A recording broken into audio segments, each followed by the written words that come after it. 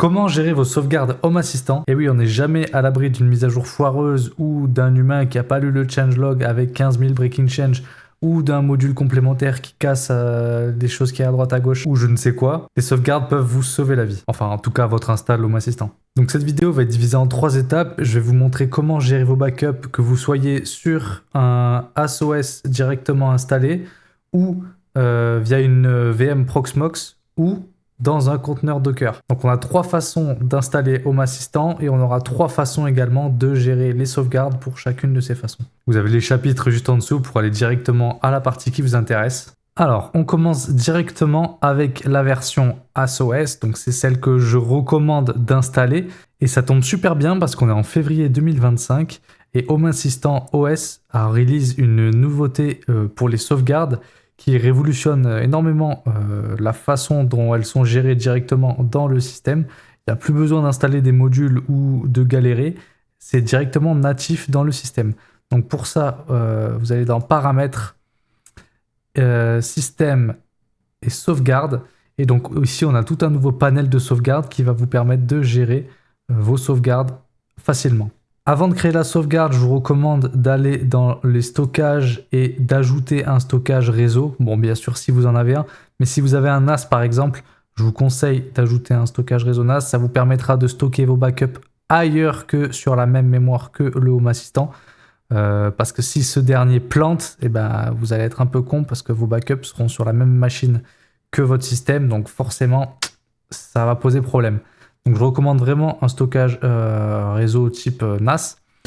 Une nouvelle chose qui vient de sortir tout fraîchement là il y a quelques jours, c'est les intégrations Google Drive et OneDrive. Donc on a ici 2 nouvelles intégrations qui vont pouvoir être ajoutées pour que les backups soient gérés directement sur le Drive.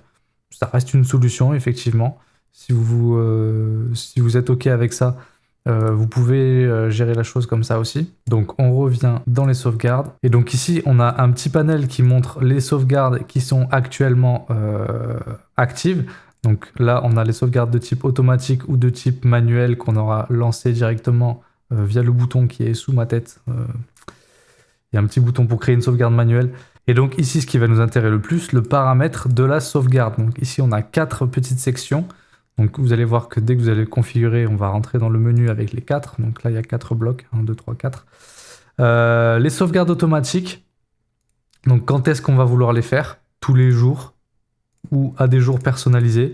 Si par exemple, on ne veut pas de sauvegarde le week-end ou je sais pas, peu importe, suivant vos contraintes. Donc je recommande quand même de le faire tous les jours. À une heure personnalisée. Donc là, pareil, vous pouvez mettre, suivant vos contraintes, l'heure à laquelle vous voulez que ça tourne. Moi, j'aime bien mettre 1h du matin. Enfin, après, c'est vous qui voyez. Il n'y a pas d'obligation. La rétention, super important, c'est le nombre de backups que vous voulez garder. Donc, soit elles peuvent se quantifier en jours, soit en nombre de sauvegardes. Donc, dans mon cas, c'est la même chose parce que j'ai une sauvegarde par jour. Mais 2 sauvegardes où ça paraît quand même peu. En fait, ce qu'il faut vous dire, c'est que la rétention, il faut qu'elle soit... ça dépend à quel point vous êtes actif. C'est-à-dire, imaginons vous partez une semaine en vacances. S'il y a une couille, une mise à jour qui s'est faite automatiquement pour X raisons pendant que vous êtes en vacances et que vous revenez au bout de 7 jours et que votre backup, les 3 derniers backups seulement sont gardés, du coup, ça fait que les 3 derniers seront pourris en fait. Donc, il faut garder plus de backups que notre temps de réactivité en jour, entre guillemets. Je sais pas si vous me suivez, mais je vous recommande quand même de mettre, allez, on va dire minimum 5 backups. Si vous pouvez en mettre 10, c'est cool. Et après, en fonction, vous pouvez mettre encore plus que ça.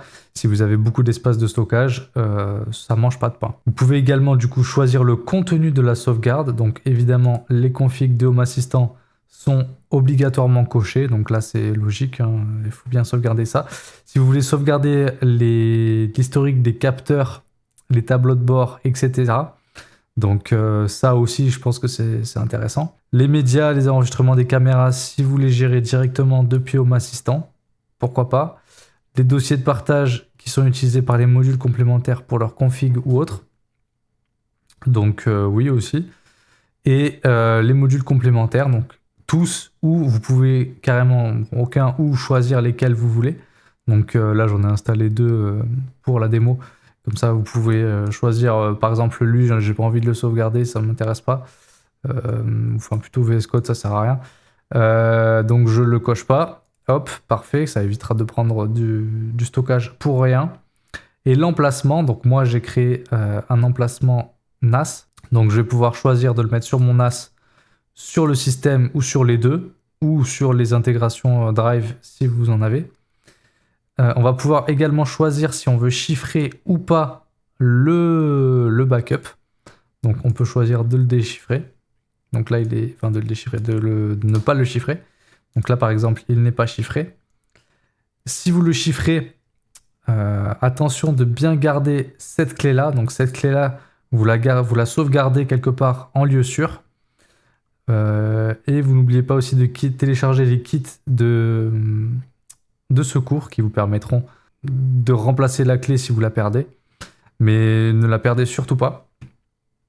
C'est ce qui va permettre de déchiffrer vos sauvegardes. Donc si vous ne les avez plus, vos sauvegardes n'auront plus de valeur, tout simplement. Si c'est du si c'est du stockage local, vous n'êtes pas obligé de le chiffrer. Enfin, après, c'est vous qui voyez avec votre niveau de tolérance au risque. Si vous êtes dans le drive, par contre, je vous recommande fortement de chiffrer les backups. C'est toujours une bonne pratique. Puis voilà, donc là, on a paramétré notre backup. Une autre chose intéressante qui a été ajoutée, c'est l'action backup directement disponible dans les actions, donc dans les automatisations entre autres. Donc on va pouvoir imaginer une automatisation qui s'appelle backup et qui va tenter de faire les backups par exemple à 1h, 2h, 3h, 4h. Et ici on va pouvoir mettre des conditions, par exemple, je sais pas, si je suis... si les lumières sont allumées, ça veut dire que je dors pas, donc fais pas le backup tout de suite. Si mon PC est allumé, alors fais pas la backup. S'il y a du streaming en cours sur le réseau, fais pas la backup. Donc en fonction, il la fera pas. Et dès qu'il pourra la faire, il va la faire. Et ici, vous pourrez créer une entité booléenne de type backup OK, qui se réinitialise par exemple tous les jours à 6h du mat'. Ça permettra de ne pas la faire plusieurs fois. Enfin bref, vous pouvez imaginer vraiment toutes les logiques que vous voulez à partir de cette action-là. Donc il va prendre les mêmes paramètres que celles que vous avez définies dans la sauvegarde automatique. Donc vous ne pouvez pas overwrite les paramètres. C'est vraiment la même chose qui va être pris en compte, comme les emplacements de sauvegarde, les types de données sauvegardées, etc. Donc on va faire un petit test de sauvegarde. On va faire une sauvegarde, on va faire sauvegarder maintenant. Sauvegarde automatique, allez hop, parfait. Donc j'ai 2 sauvegardes automatiques qui ont été faites, c'est assez rapide. Celle-ci, elle est là, donc elle fait 500 kg. Elle a été écrite à la fois sur le système et sur mon NAS. Donc ici, on va pouvoir la retrouver ici, vous voyez. Elle a été créée ici, automatique backup avec la date. Donc là, dans la version de janvier, elle s'était nommée comme ça, et là ils ont donné une forme un peu plus humaine au nommage, pardon. Donc mon backup est bien là. On va maintenant faire juste une simple modification. On va créer une automatisation à la con. Voilà, donc on enregistre ça. Ok, parfait. Donc ici j'ai une automatisation en plus. Et si je tente de restaurer mon backup,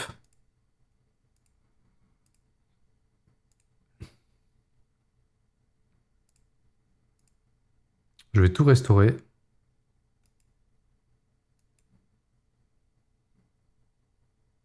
Restauration, redémarrage. Et voilà, Home Assistant a démarré, on a redémarré. Et est-ce que l'automatisation va être là?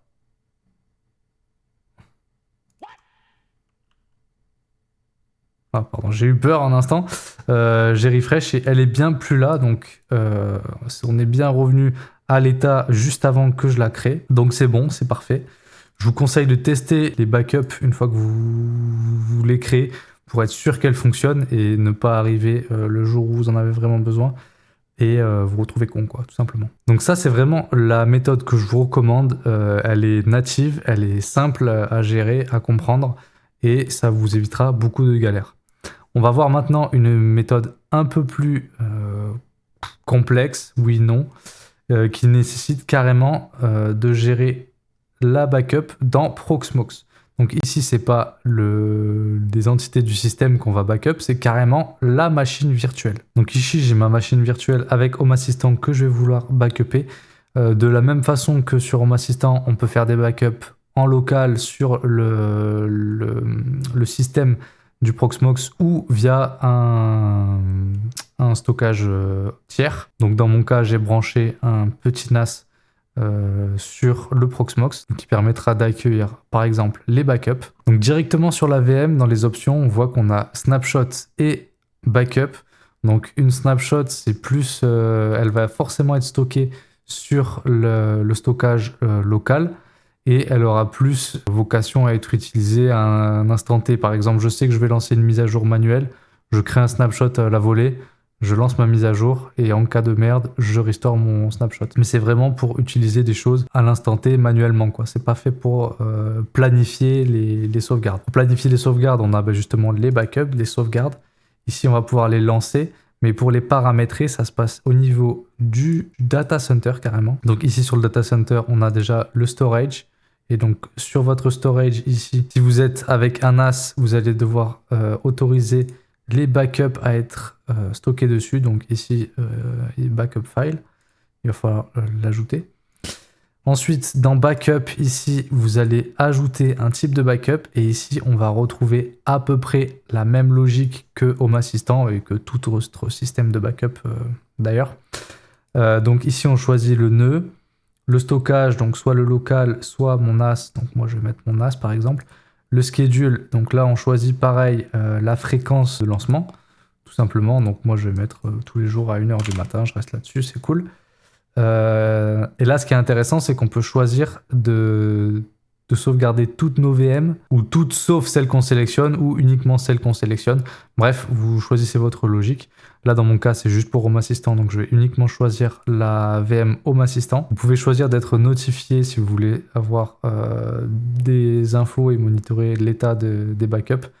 Vous pouvez choisir d'être notifié tout le temps ou uniquement lorsque ça fail. Ça peut être intéressant de le définir là-dessus pour qu'en cas de problème, vous ayez une petite alerte et pour que vous alliez voir ce qui se passe de pas bien. La compression, vous pouvez laisser ça sur le ZSTD, tout simplement, c'est le plus efficace. Et le mode, donc snapshot, suspend ou stop, je vous conseille snapshot parce qu'il y a moins d'interruptions de service. Si vous prenez stop, par exemple, ça va down la VM pour pouvoir faire la backup. Donc, il y a une petite interruption de service. Après, suivant l'heure à laquelle vous le faites, ça posera pas problème. Mais bon, la snapshot, ça marche bien. Vous pouvez choisir d'activer ou pas cette règle, ce job-là. Et une fois que c'est activé, vous faites create. Et là, du coup, vous aurez votre backup qui va run tous les jours à la même heure. Donc voilà, parfait. On a nos backups. Donc ils viendront s'incrémenter ici sur la VM dans l'espace backup. On va en créer un tout de suite pour pouvoir illustrer nos propos. Donc hop, on va faire pareil en mode machin, tac, tac, tac. Backup. Donc ici, c'est un peu plus long parce qu'il est obligé de parser l'intégralité de la mémoire de la VM. Parce que là, c'est pas juste le système. Donc vraiment, c'est toute la VM qui est backupée. Donc forcément, la taille des backups sera plus grosse. C'est à prendre en conséquence. Après, si vous le stockez sur un NAS chez vous et que vous avez de la place, ça devrait aller encore une fois. Ok, donc la task est terminée. Le job a finish. Parfait. Donc là, si je regarde ce que j'ai sur mon NAS, là, on voit bien que j'ai deux backups. Bon, un que j'ai fait en test et un qui est tout de suite. Pour le restore, on va faire la même chose. On va créer une petite automation basée sur le temps. On s'en fout. Paf. Enregistrer. Blablabla. Enregistrer. Impeccable. Donc là, on a bien l'automation qui est ici. On va ensuite venir restore notre snapshot à partir de celle-ci, du coup. Restore. Restore, blablabla. Bla, bla, bla. Ok, donc ça va forcément écraser la VM actuelle, oui. Bon, apparemment, je peux pas restore une VM qui est running. Donc, on va tout simplement l'arrêter. Je vais la force stop. Ok, elle est arrêtée. Et maintenant, je vais restore.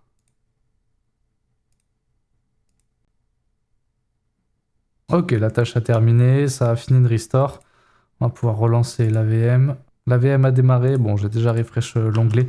Mais vous voyez bien que l'automation est plus là, donc on est revenu à l'état juste avant. Donc la backup a fonctionné. Voilà, vous savez maintenant comment gérer vos backups directement sur Proxmox. Bon, là, c'est vraiment beaucoup plus lourd que la méthode précédente. Donc, faites en connaissance de cause suivant vos besoins. Et enfin, pour la dernière version, donc si vous avez Home Assistant installé via Docker, donc il y a quand même cette possibilité de créer des sauvegardes via le système de Home Assistant.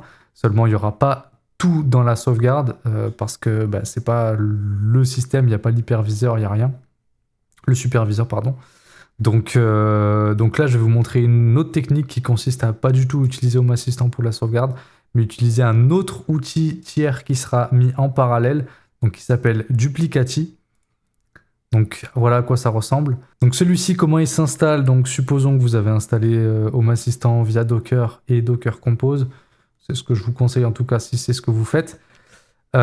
Ici, donc, on a l'installation de Home Assistant qui est ici, la déclaration du service. Et donc, on va ajouter un nouveau service Duplicati ici même. Donc, rapidement, qu'est-ce qu'on a ici? Donc, un container qui va chercher l'image Duplicati qui s'appelle Duplicati, qui est utilisé en tant que root, donc avec le user et les PG, le PUID. Pourquoi en tant que root? Bon, là, dans ce cas de Home Assistant, ça pourrait être géré autrement, mais en gros, pour éviter les problèmes de droit à la sauvegarde, parce qu'en fait, ici, il va venir sauvegarder les fichiers de config, c'est-à-dire, par exemple, dans une install de Docker, ici, si on bind la config Home Assistant dans ce dossier-là, ça va créer un dossier avec tout un tas de fichiers de config, de bases de données, etc. Et en gros, c'est ces fichiers-là qu'on va venir sauvegarder et versionner. Puis, en gros, pour éviter que des problèmes de permission liés à qui appartient ces fichiers, on le met en route et au moins il n'y a pas de problème. C'est pas du tout une bonne pratique, attention, mais dans le cadre du Home Lab, ça devrait pas poser de problème. Donc ici, vous pouvez reprendre ça tel que c'est. Juste attention, ici, il y a un mot de passe qui sert à l'interface web de l'application, donc qui sera celui-ci.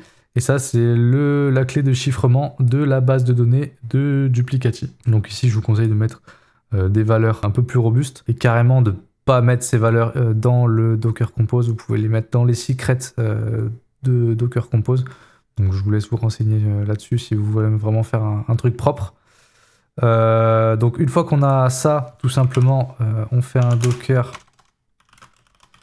Compose Up en detach. Bon, moi, c'est déjà running, donc j'ai rien, mais normalement, il va venir pull les images et lancer les conteneurs. Donc, Duplicati est exposé sur le port 8200. Donc ici, vous pourrez aller sur l'IP de votre machine sur le port 8200 et vous arriverez donc sur une page de login où il faudra mettre votre mot de passe que vous avez mis ici. Une fois que vous auriez fait ça, vous allez arriver sur cette page-là. Donc vous n'aurez pas de sauvegarde, donc je vais carrément la supprimer. Supprimer la sauvegarde, oui. Voilà, donc vous devez arriver sur un truc un peu comme ça, avec aucune sauvegarde. On va faire tout simplement ajouter une sauvegarde, créer une nouvelle sauvegarde, on peut l'importer depuis un fichier, nous on va en créer une nouvelle, qu'on va nommer, donc moi je vais la nommer Home Assistant. Description, on peut mettre une description, bla bla bla, on fait ce qu'on veut. Le chiffrement, on peut mettre pas de chiffrement ou on peut en mettre avec une clé. Donc encore une fois, vous faites ce que vous voulez. Moi, je vais mettre une petite clé oui, strength inutile, effectivement. Type de stockage, donc là, on a tout un tas d'intégrations. Donc on a du S3 based, on a du Microsoft OneDrive, SharePoint, Google Drive, Dropbox, blablabla. On a du WebDAV, du SFTP, du FTP. On a vraiment un tas de types de stockage. Donc là, vous devriez trouver votre bonheur. On n'a pas de NFS ou de SMB. Donc là, si vraiment vous voulez faire du NFS ou du SMB, ce que je vous conseille, c'est de faire un montage sur l'hôte de votre point SMB, par exemple. et ensuite de mettre dans le local folder le path vers votre dossier bindé. Bref, donc ici on va venir sélectionner le dossier de la sauvegarde. Donc ça j'ai oublié de le préciser tout à l'heure, mais en fait c'est les volumes qu'on va retrouver ici. Donc là on a la config propre du service en lui-même, mais sinon les destinations, donc moi j'ai mis dans /data backups et dans le conteneur ça va être /destination. Et la source, donc ce qu'on veut sauvegarder, donc moi c'est le /opt, c'est là où il y a ma config Home Assistant, et ben je la mets dans /source. Ce qui fait que dans l'application, donc la destination, ça va être destination, il est ici. Nom de l'utilisateur, il n'y en a pas besoin vu que c'est le local. On peut tester la connexion est bonne, ça a marché, donc là il va venir écrire là-dedans.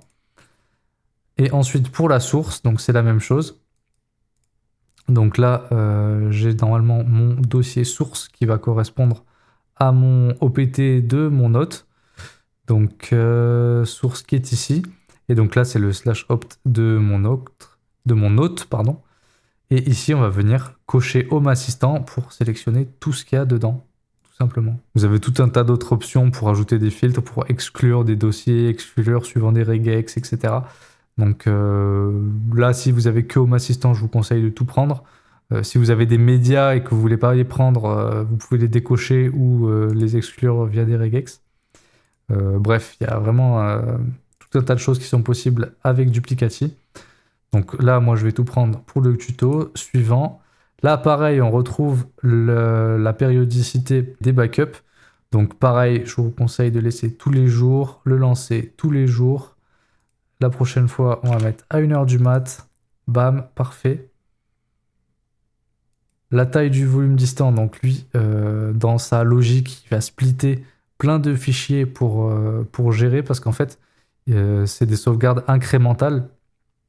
Donc ça va pas forcément tout réécrire. Bref, pas la peine de vous prendre la tête avec ça. C'est lui qui le gère, il n'y a pas de problème. La rétention des sauvegardes, par contre, ça, c'est important. Donc conserver toutes les sauvegardes, encore une fois, ça risque de poser des problèmes pour le stockage au bout d'un moment. Donc je conseille de conserver un nombre spécifique de sauvegardes. Pareil, et une dizaine, c'est pas mal. Après, si vous voulez faire Mumus, vous voyez qu'il y a des sauvegardes intelligentes qui gardent une sauvegarde pour chacun des 7 derniers jours, chacun des 4 dernières semaines et chacun des 12 derniers mois. Donc ça permet vraiment de lisser dans le temps sans avoir trop de data. Mais bon, on va rester simple, efficace. 10 sauvegardes, c'est parfait. On enregistre. Oui, ma clé, c'est de la merde.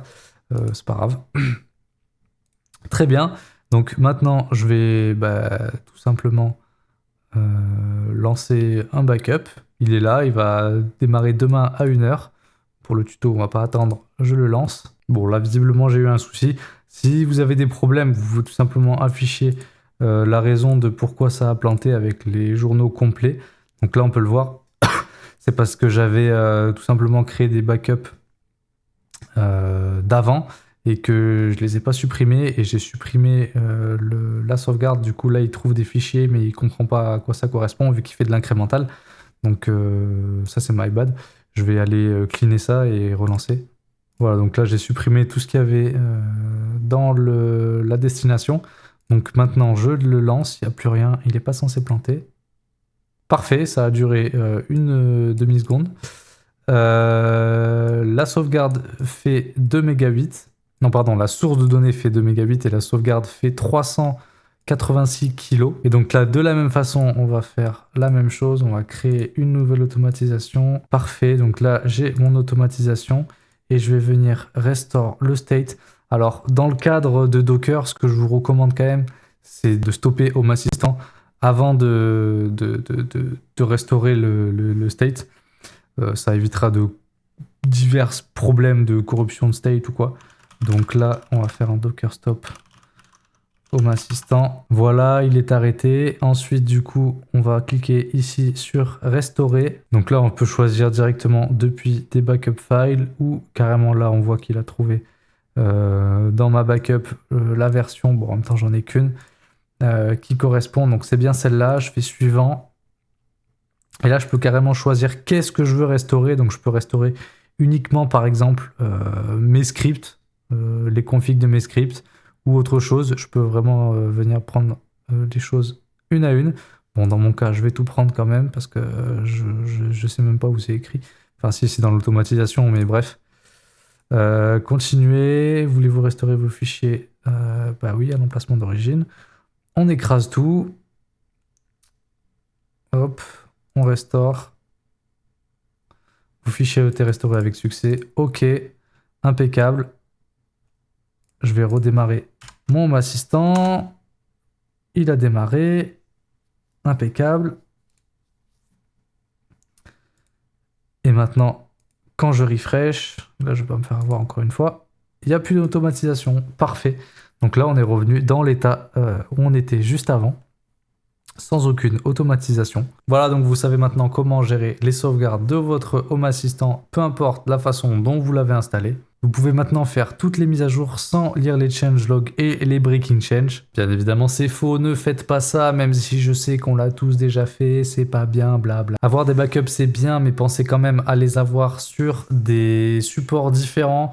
Donc le local, c'est cool. Le distant sur un NAS, c'est bien, et carrément sur un autre site, c'est encore mieux. Ça permet de minimiser les risques. Allez, c'est tout pour moi. Si la vidéo t'a plu, je t'invite à laisser un like. Si tu as des questions sur ces sujets, tu peux les poser en commentaire. Et moi, je te dis à la prochaine pour une nouvelle vidéo. Ciao.